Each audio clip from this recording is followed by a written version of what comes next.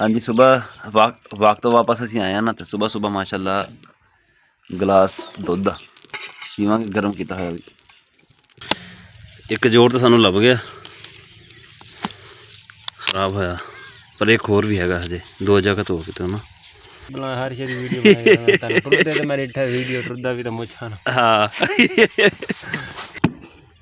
जिद्दां कई मारदा पिया ना तार दे इक्को लगनी है।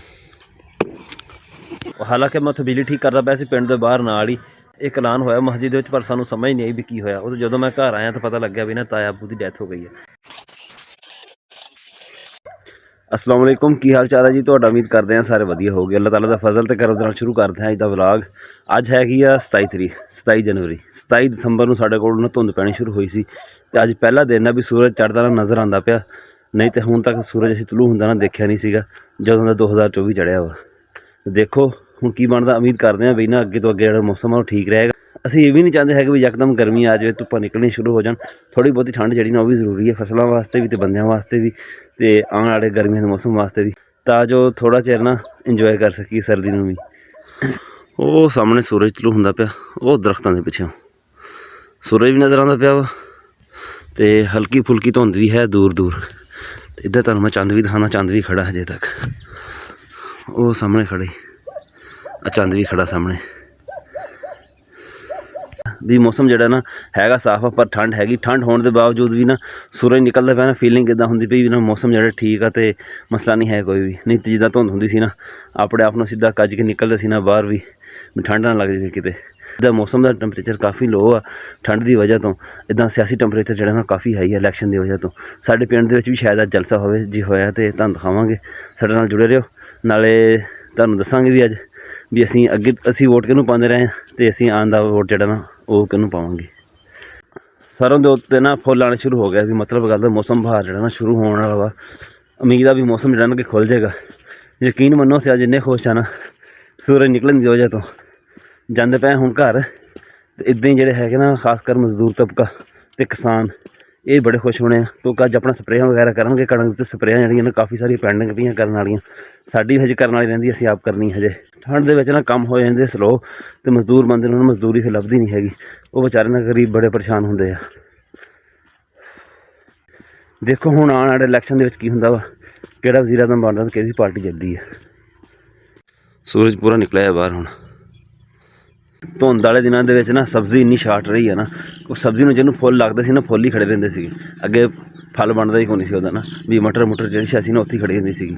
ਸਾਡੇ ਆਪਣੇ ਘਰ ਸਬਜ਼ੀ ਲੱਗੀ ਹੋਈ, ਫੁੱਲ ਬਣੇ ਹੋਏ ਉੱਦਾਂ ਹੀ ਖੜੀ ਹੈ, ਹਜੇ ਤੱਕ ਅੱਗੇ ਕੁਛ ਲੱਗਿਆ ਕੋਈ ਨਹੀਂ ਉਹਨੂੰ। ਇਹੀ ਹਿਸਾਬ ਬਾਕੀ ਲੋਕਾਂ ਦਾ ਵਾ, ਅਤੇ ਉਹਦੀ ਵਜ੍ਹਾ ਤੋਂ ਚਿਕਨ ਵੀ ਇੰਨਾ ਮਹਿੰਗਾ ਹੋ ਗਿਆ। 400 ਰੁਪਏ 'ਤੇ ਆ ਗਿਆ ਸੀਗਾ, ਮੁੜ ਕੇ 700 'ਤੇ ਪਹੁੰਚ ਗਿਆ ਦੁਬਾਰਾ। ਹੁਣ ਧੁੱਪਾਂ ਵਗੈਰਾ ਨਿਕਲਣਗੀਆਂ ਨਾ ਅਤੇ ਸਬਜ਼ੀ ਦੁਬਾਰਾ ਲੱਗੇਗੀ, ਫਿਰ ਰੇਟ ਡਾਊਨ ਹੋਣਗੇ ਜਾ ਕੇ। ਰੇਟ ਨਹੀਂ ਹੋ ਗਿਆ ਅੱਜ है ना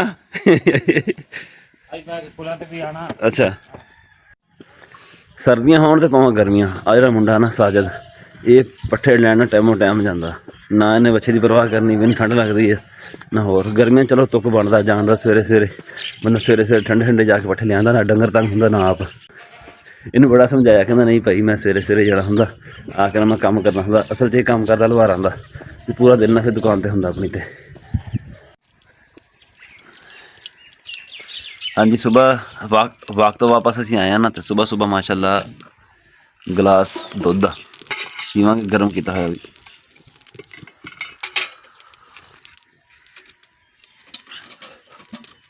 चंगा गर्म आ ਜਿਹੜੇ ਭੈਣ ਭਰਾ ਸਾਡਾ ਵਲੌਗ ਡੇਲੀ ਦੇਖਦੇ ਆ ਰੈਗੂਲਰ, ਉਹਨਾਂ ਨੂੰ ਪਤਾ ਹੋਣਾ 12-13 ਦਿਨ ਪਹਿਲਾਂ ਨਾ ਅਸੀਂ ਇੱਕ ਬਿਜਲੀ ਠੀਕ ਕਰਨ ਆਏ ਸੀ ਡੇਰੇ 'ਤੇ ਆਸਫ ਹੋਣਾ ਦੇ। ਉੱਥੇ ਨਾ ਠੰਡ ਸੀਗੀ ਬਹੁਤ ਜ਼ਿਆਦਾ, ਜਿਹਦੀ ਵਜ੍ਹਾ ਤੋਂ ਅਸੀਂ ਜੁਗਾੜ ਲਾ ਕੇ ਚਲੇ ਗਏ ਸੀਗੇ। ਸਾਨੂੰ ਸਾਰੇ ਤਾਰ ਜਿਹੜੀ ਜ਼ਮੀਨ 'ਚ ਦੱਬੀ ਹੋਈ ਨਾ ਪੱਟਣੀ ਪੈਣੀ ਸੀ, ਅਤੇ ਅੱਜ ਧੁੱਪ ਨਿਕਲੀ ਹੈ ਅਤੇ ਬਿਜਲੀ ਅੱਜ ਦੁਬਾਰਾ ਫਿਰ ਖਰਾਬ ਹੋ ਗਈ ਹੈ। ਹੁਣ ਆਏ ਹੋਏ ਅਸੀਂ ਉਹਨੂੰ ਸੈੱਟ ਕਰਨ ਵਾਸਤੇ, ਦੇਖਦੇ ਹਾਂ ਇੱਥੇ ਹੁਣ ਕੀ ਬਣਦਾ, ਕਿੰਨੀ ਦੇਰ ਲੱਗਦੀ ਹੈ। ਸਾਡੀ ਤਾਰ ਸਾਨੂੰ ਪੱਟਣੀ ਪੈਣੀ ਹੈ ਜ਼ਮੀਨ ਦੇ ਵਿੱਚੋਂ। ਫਿਲਹਾਲ ਤਾਂ ਅਸੀਂ ਆਏ ਹਾਂ ਅਤੇ ਬਿਜਲੀ ਚਲੀ ਗਈ ਆ, ਹੁਣ ਬਿਜਲੀ ਦੁਬਾਰਾ ਆਉਂਦੀ ਆ ਤਾਂ ਫਿਰ ਸ਼ੁਰੂ ਕਰਦੇ ਹਾਂ ਕੰਮ। ਇੱਕ ਜੋੜ ਤਾਂ ਸਾਨੂੰ ਲੱਭ ਗਿਆ ਖਰਾਬ ਹੋਇਆ, ਪਰ ਇੱਕ ਹੋਰ ਵੀ ਹੈਗਾ ਹਜੇ ਦੋ ਜਗ੍ਹਾ ਤੋਂ ਕਿਤੇ ਨਾ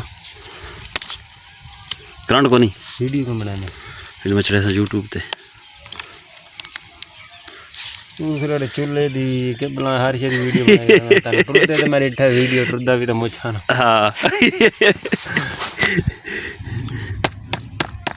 सारा पाउडर बना दे उनका तार ओ रोटी खावन खा लेंदा सबर कर लो काम भी कर लेंदा करो किसी यार तू तो खा के आना इन तो खा लेने करो यार ਤੁਸੀਂ ਕਿਹੜਾ ਮੈਨੂੰ ਪੁੱਛਿਆ ਵੀ ਖਾਣੇ ਕਿ ਨਹੀਂ ਖਾਣੇ तेन पुछ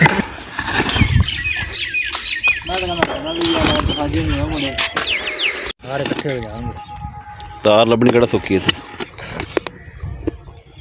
जगह भी सख्त है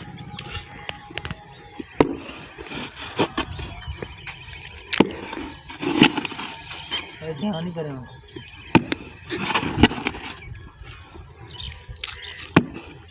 जिदा कहीं मारदा पैन तार दे को लगनी है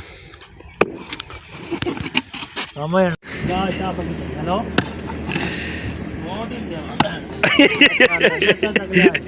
जी यार तार लभा दे फिर जल्दी जलसे ते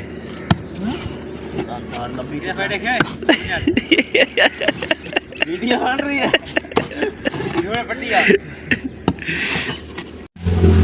चलना चल ठीक है जा आ फड़ चाह ना चाह अपना कप चुक ला विचों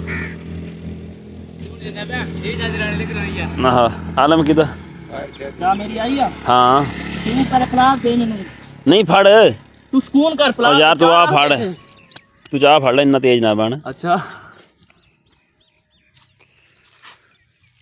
हाँ केड़ी चली सुना अपनी जी है मुने की पी रहा है ता पी रहे हैं ता अच्छा ता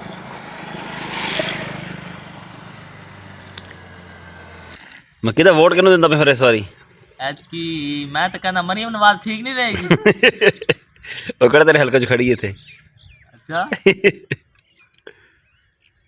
मैं कहना गंजा दी हुकूमत ठीक है यार सही है हुकूमत उन्हां दी या फिर जिद्दां तू कहना उदां कर लेंदे इमरान खान ठीक रहेगा इमरान खान नूं पा दे इमरान खान मेरा अपना इरादा कहता है कि इमरान खान ਨੂੰ ਦਈਏ ਵੋਟ ਇੱਕ ਨਾ ਕੀ ਕਰੀ ਹੁਣ ਆਪਣਾ ਕੱਲੇ ਦਾ ਵੋਟ ਆ हर बंदे दो तीन वोट हो ना चल दो तीन पार्टियां ਦੋ ਤਿੰਨ ਤੇ ਕੋਈ ਨਹੀਂ ਬਣਦਾ ਪੰਜ ਛੇ ਹੋਣ ਤਾਂ ਫਿਰ ਗੇਮ ਬਣਦੀ ਆ दो तीन पार्टियां राजी थोंदियां ਦਾ ਬੰਦਾ ਕੀ ਕਰੇ ਉਹ ਇੱਕ ਉਤਲਾ ਇੱਕ ਥੱਲਾ ਹੁਣ ਬੰਦਾ ਥੱਲਾ ਦੇਵੇ ਤੇ ਮਾੜਾ ਲੱਗਦਾ ਉਤਲਾ ਦੇਵੇ ਮਾੜਾ ਲੱਗਦਾ ਪੰਜ ਛੇ ਵੋਟ ਹੋਣ ਨਾ ਬਰਾਬਰ ਦੇ नहीं दवो किसी एक पार्टी नूं वोट ਹਾਂ ਨਾਲੇ ਸਾਡੇ ਬਾਰੇ ਕੀ ਕਰਦੇ ਆ ਐਵੇਂ ਬਸ ਆਪਣੀ ਹਕੂਮਤ ਚਲਾ ਲਈ ਕਮੋਜ ਕੀਤੀ ਤੈਨੂੰ ਜਹਾਜ਼ ਚੱਲ ਬਈ ਤੈਨੂੰ ਜਹਾਜ਼ ਲੈ ਦੇਣ ਫਿਰ ਨਹੀਂ ਹੈਲੀਕਾਪਟਰ